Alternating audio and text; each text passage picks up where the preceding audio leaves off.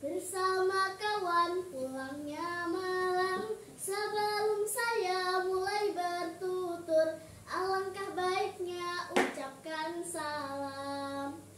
Assalamualaikum warahmatullahi wabarakatuh. Waalaikumsalam warahmatullahi wabarakatuh. Salam dan bahagia Dewan Juri yang saya hormati dan teman-teman yang saya sayangi. Apa kabarnya hari ini? Baik. Alhamdulillah. Teman-teman yang hebat dan luar biasa. Perkenalkan, nama saya Olivia Nurlailatu Syahidah, perwakilan dari SDN 010 Bongan. Kali ini saya akan membawakan cerita dengan judul Asal-usul Orang Basam. Cerita ini diambil dari buku Kumpulan Cerita Rakyat Kalimantan Timur, ditulis oleh Bayu Aji Nugroho dan Tias Ainun Kinanti, diterbitkan di Samarinda, penerbit El Markazi. Teman-teman, tahu tidak siapa itu orang basam? Tidak. Nah, ayo kita simak cerita berikut ini.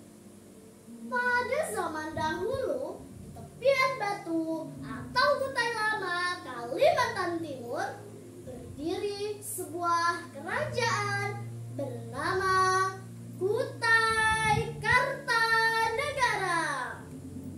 Kerajaan itu didirikan oleh Maharaja Aji Batara Agung Dewa Sakti. Konon sang Maharaja gemar bermain adu ayam. Ia mempunyai seekor ayam jantan yang sakti bernama Ujung Perak Mudi Besi.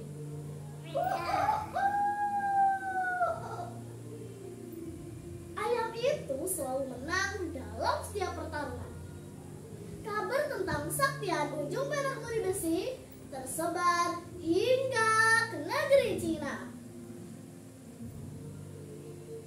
Pangeran Cina pun bermaksud untuk menjajal kesaktian ayam jago milik sang Maharaja. Diiringi ratusan awak kapal dan pasukan, pangeran itu bertolak menuju Kutai menggunakan sebuah kapal besar. Sang pangeran juga membawa 15 ekor ayam jago yang paling unggul. Hai ayam jago oleh, harus menang lawan semua ayam. Kalau menang, oleh akan beli banyak-banyak dedak. Ayam jagoku pasti akan mampu kalahkan ayam jago Raja Kutai. Cepatlah cepat, ayo cepat aminkan supaya menang, hai ayam jagoku. Jangan sampai dengan Raja Kutai. Hanya menang, pasti menang. Hanya pasti menang mah, ucap sang pangeran Cina sangat percaya diri.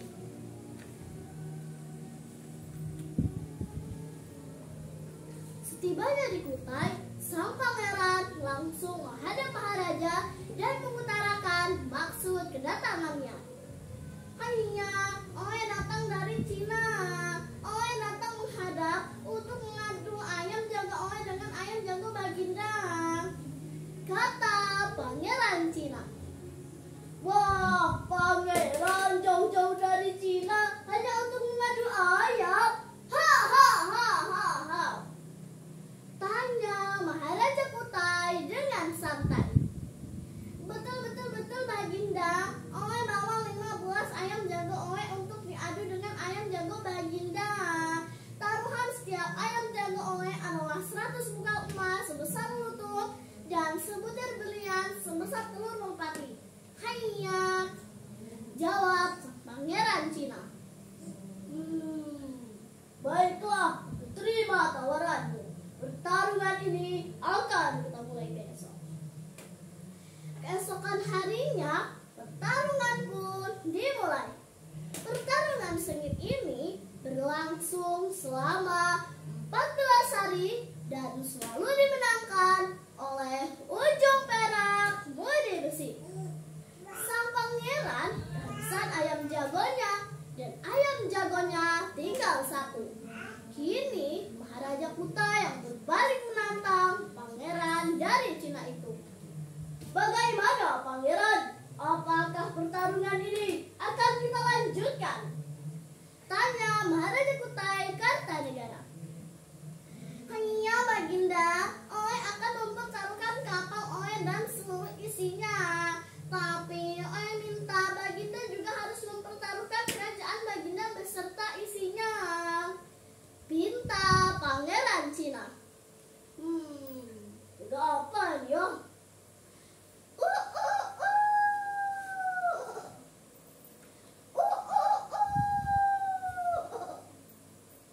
Di tengah-tengah kebimbangan Maharaja, tiba-tiba Ujung Perak Budi Besi berkokok dengan suara nyaring sambil mengepak-kepakan kedua sayapnya. Hal itu seolah-olah memberi isyarat kepada tuannya agar menerima tawaran itu. Baiklah, aku terima tawaran. Pertarungan ini akan kita mulai besok. Keesokan harinya, pertarungan pun dimulai. Nah, teman-teman, kira-kira ayam jago siapa nih yang akan menang? Apakah ayam jago milik sang Maharaja? Atau ayam jago milik sang pangeran Cina nih? Teng, teng, teng, teng, teng, teng, teng. Saat pertarungan dimulai, ayam jago pangeran Cina langsung menyerang Ujung Perak Budi Besi. Hiya! Hiya! Hiya! Namun dengan tangkasnya Ujung Perak Budi Besi membalas menyerang. Hiya! Hiya! Hiya! Begitu matahari mulai tenggelam, ayam jago pangeran Cina mulai kelelahan. Kesempatan itu tidak disia-siakan oleh Ujung Perak Budi Besi. Tak lama kemudian, ayam jago pangeran Cina pun tewas. Hiya! Hiya! Hiya!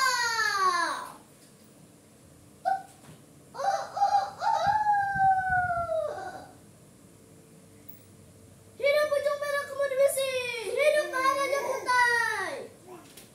Maharaja Kutai segera memerintahkan para prajuritnya untuk mengambil semua layar dan dayung yang ada di kapal agar pangeran Cina dan prajuritnya tidak melarikan diri. Namun Maharaja Kutai masih berbelas kasihan. Khusus malam ini, aku izinkan pangeran dan seluruh prajurit pangeran tidur di kapal itu. Hanya, terima kasih Baginda.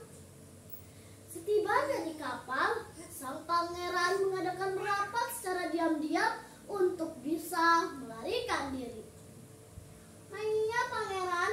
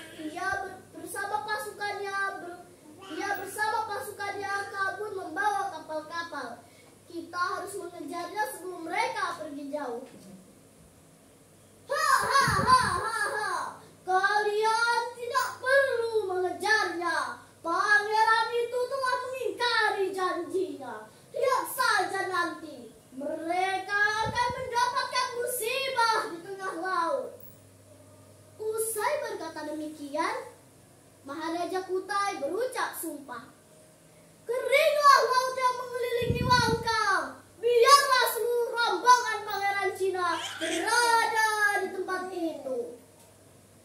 Setelah rombongan Pangeran Cina memasuki Teluk Sangkulirang, tiba-tiba angin puting beliung datang mendekat ke arah mereka.